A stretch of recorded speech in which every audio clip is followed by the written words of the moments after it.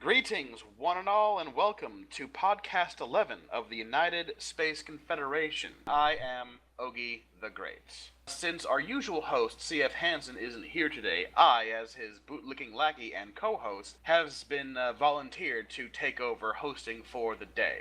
Gentlemen, introduce yourselves. Hi, my name is Prime Legion. I'm USC's favourite Australian. I'm Vampire. I am a senior envoy of the USC. So now, gentlemen, moving on to the topics. Our first mention is the passing of Leonard Nimoy. He passed earlier, well, it was early last week at the age of, I think it was 83, from pulmonary disease. Big shame. It is. He's very much, I mean, sure, he may have been a huge favorite for all the Trekkies out there, but still, in terms of being just a good human and being an icon for science fiction, for, space exploration, his passing does, I think, matter to us in the Star Citizen community. And not only that, he was a great humanitarian. He was always fighting for female rights. And don't forget, until recently, he was still busy with his acting career, even though with more or less minor cameo roles in the new Star Trek movies or on the Big Bang Theory and stuff like this. But I wish I was still as active as he was at his advanced age. Prime, any comments? I'm sad to say that I'm probably too young to get to know him, but I really liked him in the new Star Trek movies. I could see how he was the old Spock. Yeah. And once again, we will indeed miss Mr. Nimoy. I don't think there is even that much left of the original cast. I think William Shatner is still alive, George Takei, and I think that's it, isn't it? I honestly don't know. I was never a Trekkie. Boo. For you, Star Wars is better. Boy, that escalated quickly. I love Indeed. both of them. And after episode 1, you can't play the Star Wars is better card anymore, sorry. Episode 1, I don't know what you're talking about. There was only A New Hope. I remember 3 movies that came out that, kind of tried to do Star Wars, but, they failed pretty bad. Okay, but even then, with the original trilogy, there's still George Lucas re-released Digital Deluxe Edition, which f***s it all up. Look, just because Lucas is kind of a doesn't mean that the movies are bad. Have you seen them recently? You know what? I, as the host, am going to move the topic of discussion on to Star Citizen topics. So, gentlemen, the Retaliator video, how do we feel about it? It looked nice, but me being the negative Nancy of the podcast again, I was expecting a little bit more of the next video. The angles and shots pretty much were the same as in the previously posted one. Granted, there were more interior shots now, but they didn't show anything more that wasn't already covered in screenshots. So I personally would have loved to see a couple of more stuff from it, to be honest. I've never seen the older videos. I did see like a screenshot, so I was very, very, very impressed when I was looking at the new Retaliator video. I have to say, I didn't watch the original Retaliator video either, simply because the Retaliator didn't really appeal to me. I mean, it's an Aegis product, I should say, so, I really was very ambivalent about it to begin with, and it just didn't resonate with me much at all, the first couple times I saw it in imagery and whatnot. But, this video really makes me look forward to flying as a crewman on, Twilly's Retaliator when we're doing Operation Pitchfork, for example. I think part of the reason why, this video made me a little bit more enthusiastic about it is because I could really get more of a sense for what inspired it. And in the case of the Retaliator, it was supposed to be inspired by the heavy strategic bombers, like the B-17, for example. And if we jump ahead a little bit to the Damage States video, combining the Retaliator and the Damage States, trains of thought really makes me think that the Retaliator will be really tough to put down. Because, it's one of its inspirations, the B-17, was also famously tough to put down. Yeah, it was inspired by the Flying Fortress back in World War II, was it not? Yeah, allegedly. I can certainly see it. And actually, I have a citation as an example of how tough a B-17 was to put down. Medal of Honor citations, how you get them, or how you receive them, is that people have to see you performing whatever crazy thing you do. And for Maynard H. Smith, his craft's oxygen system was shot out. 2 of the crew were wounded. Fires ignited simultaneously in radio and waste sections. The fire got so hot that there were holes melted in the fuselage. So other aircraft could see Maynard running back and forth, tending to the wounded, manning the waste guns, fighting the fires simultaneously. That aircraft still made it back home. So yeah, the Retaliator, I think, is going to be tough to put down. I agree with it, and my negative comments about the video itself aside, I'm definitely a big fan of the Retaliator itself. I mean, Aegis pretty much is my favorite company at present in the game with all their ships and everything, and this is definitely one of the ships I want to own and fly in at a later point in the game. Yeah, I mean, and really your criticism is, I haven't seen anything new. Yeah, that's it. I still am a fan of the ship. I just was a little bit hoping more from the video, that's all. Fair I'm not saying it's a bad video, I just hoped for more. I want to see the different variants of it, because I was watching the video and they said there's going to be different variants of the ship. And I was wondering, like, I could see it being a very unique looking exploration ship if it was set out right. But I know it's mainly for, like, frontal assaults, apparently, I think it was. I saw in the video. Well, I mean, originally, in lore, it was a strategic bomber. It was a heavy torpedo bomber, the sort of thing that you send in to break the line and, try to hone in on like a carrier or something like that. And, still be able to fight its way through and fight its way back. But the other part of the lore is that civilian tallies, as the community has come to call them, they can take those big long torpedo bays and swap them out for like living quarters or sensor suites or trade cargo spaces or something like that. Yeah. And as Prime said, they were at one point mentioning that they were thinking of making different versions of it, but yeah, we don't know if that means it will be like the Cutlass, that there are different versions out of like that, or if you just have a modular tally which you can then change to whatever specification you wanted to use for. Yeah, I mean, it definitely will be interesting to see what they do with the Retaliator. I mean, just look at the bloody thing. 10 main engines, and I mean, this is just going to be a monster. Yeah. It's gonna f up. Yeah. But anyways, so a quick tangent. So Vampier's favorite manufacturer is Aegis. Prime, what about you? I'm going to say I'm a Mustang man. So Consolidated Outland. My favorite manufacturer is absolutely Anvil Aerospace. Big Star Lancer fan, eh? Well, I mean, it's, the Hornet is the mailed fist of the god of war, and the Carrack is beautiful.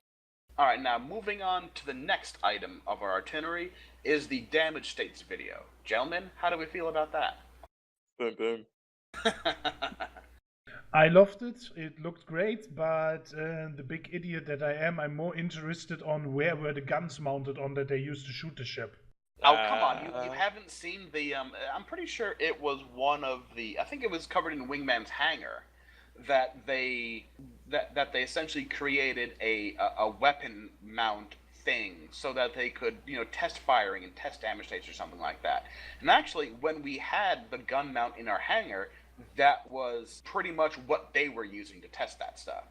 Now it still looked different, and I like to believe that it is some sort of a turret or maybe even a mech or hover tank they already have and just used for this test purpose and carefully placed the angle of the camera to not show it in the game. I mean, I'm allowed to dream, am I not? I'm thinking in addition to being the negative Nancy, you're also the conspiracy theorist of the podcast. Yes, I tell you. X-Files on MP3. Ha! Yeah. Okay, yeah, but, what I thought was really cool is that in the article that followed the video, they were like, hey, we want to be able to replicate this sort of damage. And, now they have, alright, like before, when bad things happen to your ship, sure, parts would fly off and it would look like crap and whatnot. But now it's like, you can tell what happened to it because all that whole wing is like all melted and burned and whatnot. It got shot by a laser. Hey, there are holes and dents in your ship. It got shot by a solid projectile weapon. I think that's a really nice touch. It's not only a touch for me, it's going beyond the Call of Duty in a positive light. I mean, if you look at pretty much every other space sim game you had before. It was either you had two models for a ship, the damaged one and the undamaged one, and there was not like specific damage when a part was shot up or whatsoever. I mean, there were a couple of games out there, but the majority was always like, yeah, it's damaged in one area, so the entire ship looks now completely destroyed, or it's in one piece. And the damage model they had before was already pretty awesome. They're just getting better and better each time they put something out. What more can they do? Don't ask that, because they'll come out with something crazy. But, you know, the thing is that this sort of damage state stuff, I feel it's kind of a harkening back to the Wing Commander series. Playing through the first Wing Commander, and second Wing Commander to a more limited extent. But, you know, I would do a mission. When I landed, I would be able to judge how hard a fight the mission was. Because, you know, when your dude was getting out of the ship, you know, bringing up the ladder, and the crew chief or whatever was saluting you, you would be able to see how banged up your ship was. You know, so there would be, you know, parts blown away, bullet holes everywhere. And I would look at it and be like, yeah, that was a tough fight, but I made it back, because I'm awesome. True that. But, again, the whole damage state thing, it's really just going to add more immersiveness, and more... people will identify a lot more with their ships, because they'll be able to see the story. Oh yeah, that was from this pirate or whatever. It's certainly great, and I'm really looking forward to the extent of it once we get to test it out ourselves, and also to see how it will translate into the cockpit itself. Absolutely. Prime, anything more on this topic? Yeah, we could. I don't know if when they release it to Arena Commander, it'd be good, because I hate when you kill someone and the part of the ship either glitches your ship out or you die from it. So you see it like disintegrate when you shoot it instead of just fall apart and become another asteroid or scrap metal in space. You know, it'd be good not to like just blow up from something that's not supposed to kill you. But it is the point. It is supposed to kill you. It's wreckage, and if you fly into it, then you only have yourself to blame. Yep. Indeed. Alright, so now we're going to move on to the next topic on our itinerary, and we're going to go back to Vampier's beloved Aegis. Ooh. So, Vampier, talk about the Gladius. Yes, I had a quick fly with it yesterday on the PTU server, and I have to say I was impressed. It's a very maneuverable ship. I mean, you can pretty much compare it to the M50. It's a very responsive ship to every command you give to it. So if you wanted to point in a direction, you can't even finish your thought, it's already pointing that way, which also makes it a little bit difficult to aim with. This will certainly be not a ship that you just pick up once in a while for fun. This will probably, if you want to fly this ship good, or as one of the best people on the server, you can't fly anything but this, but it rewards you greatly for it. It is slightly faster than the Hornet, which I don't know, it's like 10 meters per second faster. From the description though of the page itself, I was expecting it to be a bit faster than the Super Hornet. But obviously later when we can change the engines and weapons and whatsoever, then we will be more able to customize the ship. I mean, I think I remember reading something along the lines that the Gladius was kind of maxed out in terms of improvements you can make to it. So we'll have to see. Certainly. But I can tell you one thing, that little sucker moves faster than, like I said, on the M50 Nouveau. And in the 3 arena matches I played so far, I wasn't even hit by a rocket once. I was able to outmaneuver all of them. This is a very, very responsive ship, and I really recommend it for everybody who wants to get into serious close knife fight dogfighting, because this is so far the ship I've been impressed with the most. I still love the Super Hornet, don't get me wrong, by the weapon loadout, but this is such a joy to fly. Well, I mean, you know, it's really supposed to be a very maneuverable. It's supposed to be a light fighter. It's supposed to get in there, stay with the target, and you knife it. What do you think, Prime? Are you more of a heavy fighter guy or a light fighter guy? Oh no, the route I've gone so far is light fighter, because that's always the cheapest route.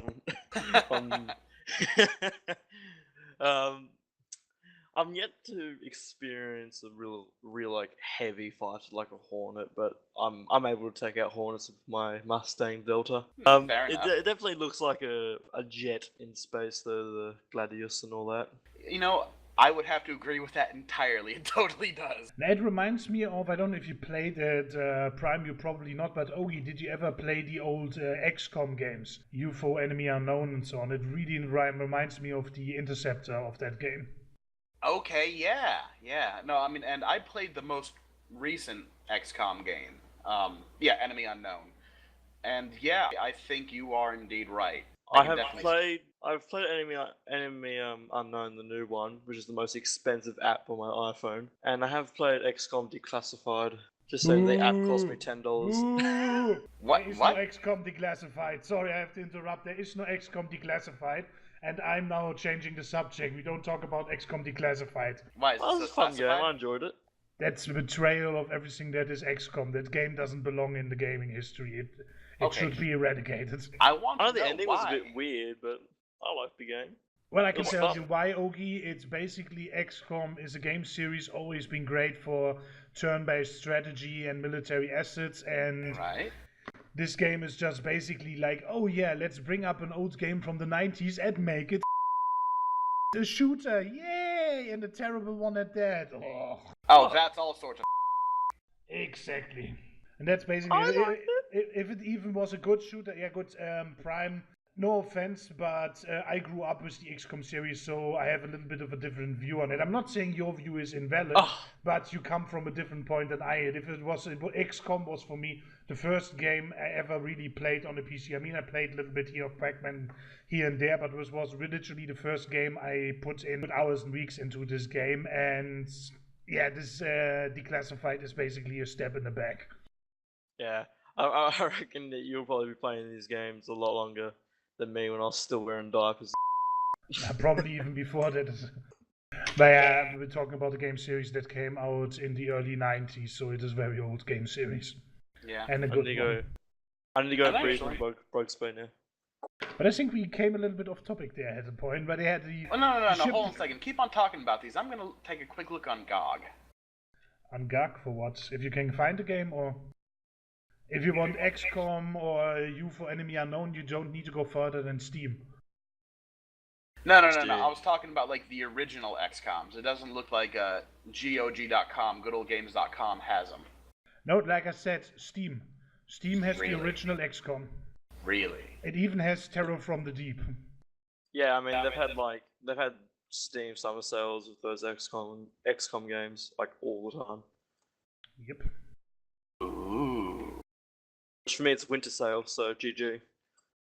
Yeah, so... I think Wait, do I already have these?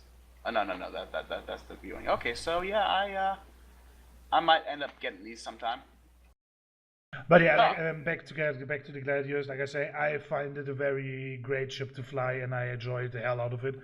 And I'm very happy also that they already announced, but one of the customer support people I frequently chat with told me they will implement upgrade versions for the ship. So once it gets released into the Arena Commander itself, you can then buy an upgrade, cross-chassis upgrade, to get yourself to the Gladius. Okay. Yeah, I mean, I don't really think that I'm gonna go with a Gladius as a secondary fighter. I'm more drawn conceptually to the former Bulldog, now the Vanguard, because it's been billed as a, really tough long-range fighter. And I like tough ships. I will get that one as well, but I also want the Gladius. I see it like the Gladius, the Super Hornet, and the Vanguard. It's basically my triage of basic fighter ships, which I want to use. Then obviously the Gladius for short knife fight type situations, the Hornet for all day around, and the former Bulldog obviously for long range operations. Yeah. Well, again, it will be very interesting to see how they differentiate all the ships and how, they get the strengths and the weaknesses and all that. Yep. Yes, alright. So, moving on to the last topic for our Star Citizen section, the Lego Hornets. Yes. I love Lego. So, I mean I used to does anyone remember the Exo Force Lego? That was my favorite. I don't recall Exoforce, sorry. I think I remember Exo Force. That was like a TV. Was it a TV show where they had like exoskeletons and they were fighting aliens or something like that? Something like that. Basically, as far as I know, there was like 3 seasons of Legos, and they got progressively worse throughout the seasons until it became those Legos you see nowadays, where like half the thing is one piece, and it's not a challenge anymore. That's lame. I mean, I have to say that, when I was growing up, I spent so much time playing with Legos. and a good chunk of that time was building different kinds of, spaceships and drones and whatnot. So, yeah. I built a Redeemer of Command Conquer Kane's Wrath, if anyone plays that. The 4-legged robot with a claw hand and a laser gun. Okay. Look it up, it's pretty... I'll put a link in the thing.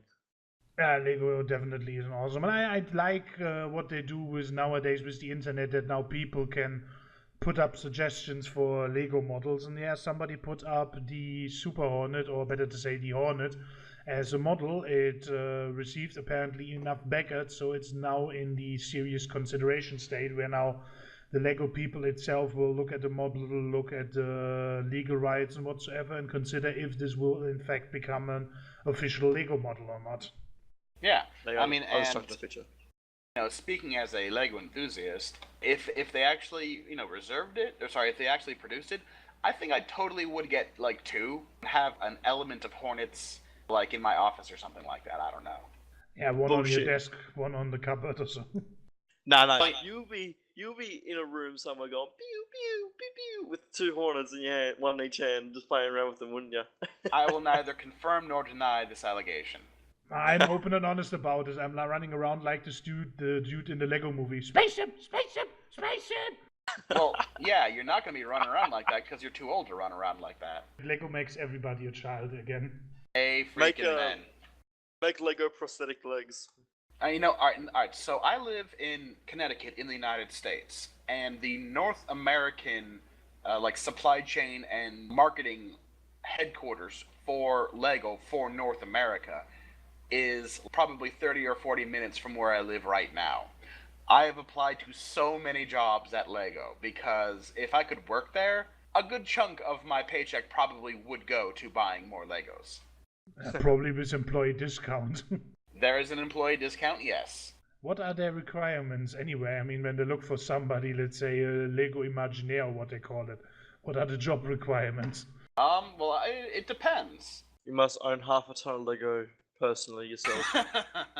Oh, I do that. If I would ever if I apply and get invited to a Lego job interview, I would have I would get a car or so, a little van, and put all the Lego I ever bought as my CV in the back of the van, and just drive up and look at it look, here's my CV. This is my Lego experience on the floor. Check it out. Alright, so I did interview for a job at Lego, and in their lobby, in their, in the lobby, in the waiting room, there is it's a massive tub of Legos, and I just sat there and just built stuff while I was waiting for my recruiter to come down or whatever. Probably part of the test. If you got invited and don't even touch the Legos, then you can go home right away. Right, seriously. Okay, like the Men in Black. First Men in Black, how he gets the table, and they're like, yeah, that's it. That's the test. Yeah, alright, so I'm looking at Lego jobs in Denmark. And actually, I'm going to go back and also look at them in the United Kingdom. Yeah, I want a job in the United Kingdom with Lego. I want to have a part-time job with Lego. When I first come back from CIG in the morning after testing Star Citizen, and then go into my second job and playing with Legos. Best life ever. Okay, junior reporting and data specialist. All right, that's something. I'm junior. But it's also analyzing data and spreadsheets and all that sort of stuff. We could totally do that. Oh yeah. Senior creative story manager for Lego. Yeah, so you can do that. Yeah, so, alright, Vampier, you really have to look at the Lego website and, start looking and seeing what you can do and applying. I'm gonna do it. And if you get hired, remember I told you about this, so, get me a literal ton of Legos. 2,000 pounds. Yeah, I went through a cyclone.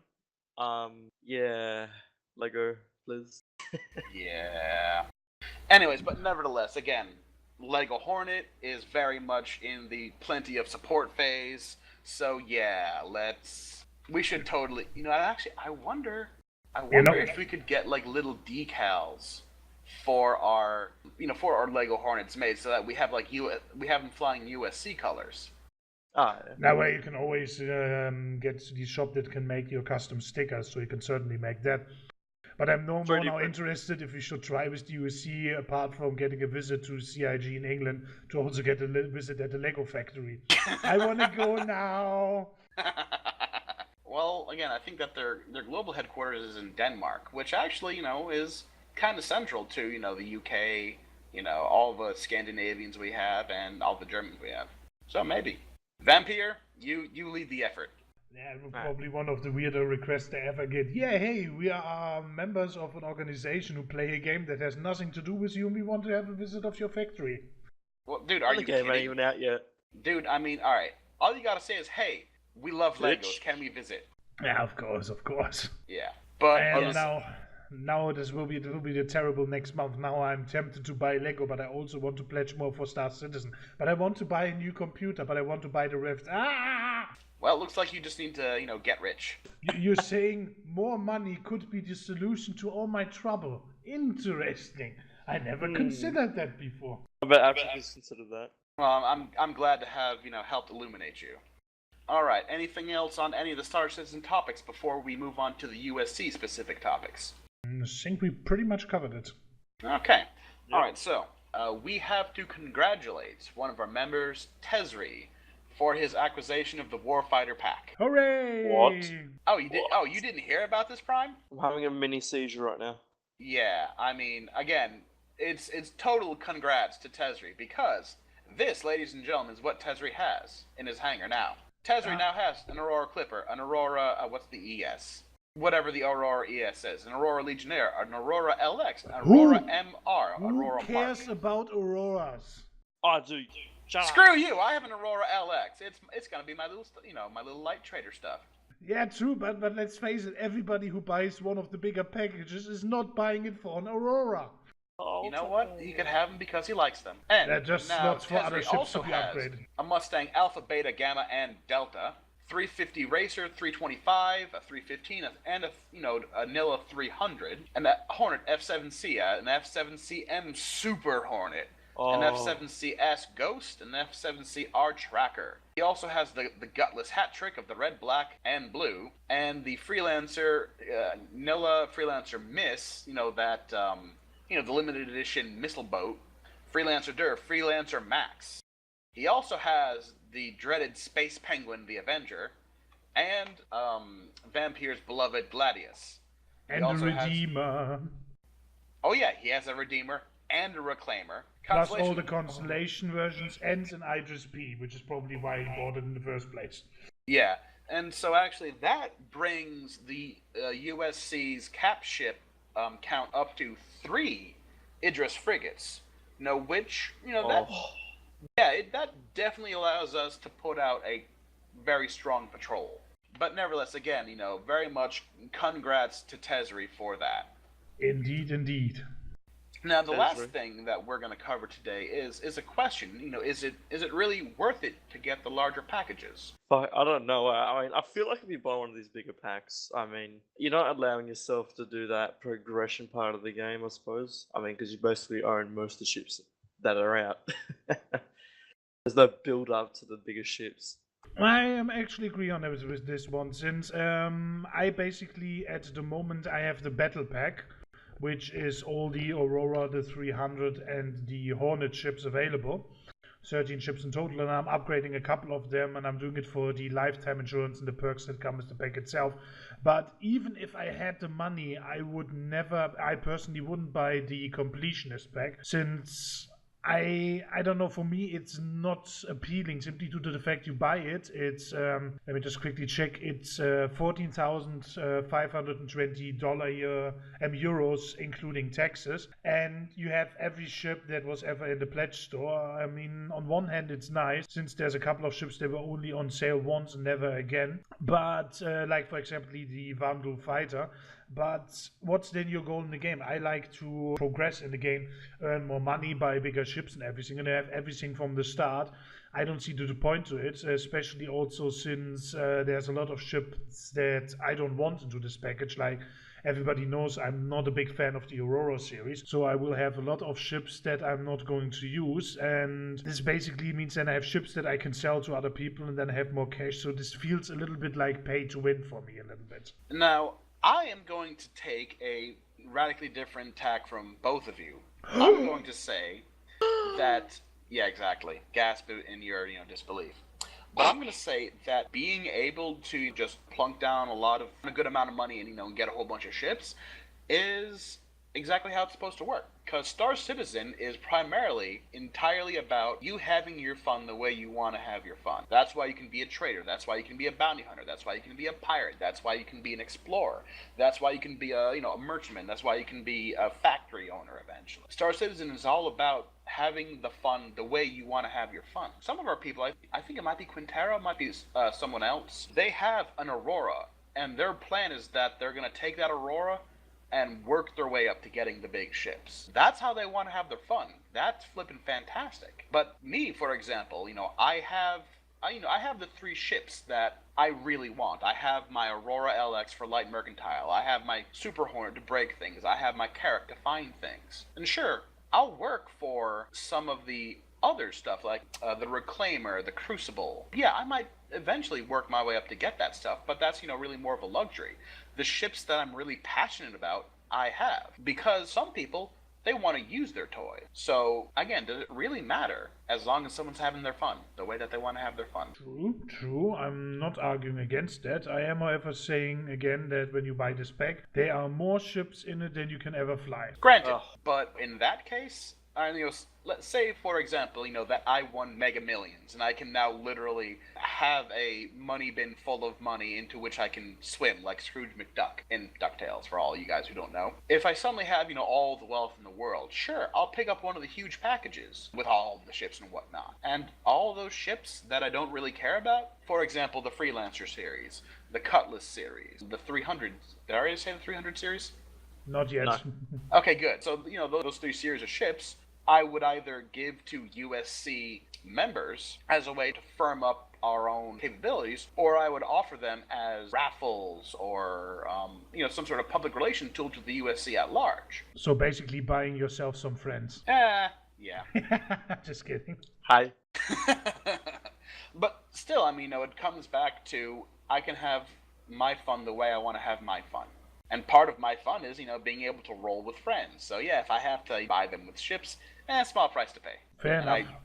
And I should close up by saying to the USC at large, no, I will not buy you ships until I win, Mega Millions. Okay, yeah, Ogi, then let's make it official here now. When you win a Mega Million and you buy yourself this pack, then please, can I have one of your lifetime insured Cian Cartoon Scouts? Pretty please, with a cherry on top. Oh, absolutely. I hate those little fracking bug ships. Come on, they're going to be awesome. Can I have a Constellation Phoenix or Retaliator? Actually, I don't think. Well, actually, no. I would get a bigger package that might have a Retaliator. Maybe this one has 2.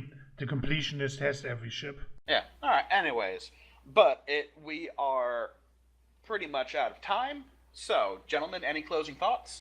Yes, everybody else who wants to reserve a ship from Ogi in case he ever wins $1 million, feel free to send him an annoying message on the forum just to make his day sweet. I hate you so much, it burns. Prime? Nah, I've nothing to say, really. Alright, well, I'm going to thank you all for joining us, and Prime in particular for joining us, since this is his first podcast. Second. And to the USC at large, I'm going to say, gentlemen, ladies and gentlemen, game on. Have your fun, and stay frosty. See you in the Ogi the Great stars. signing out.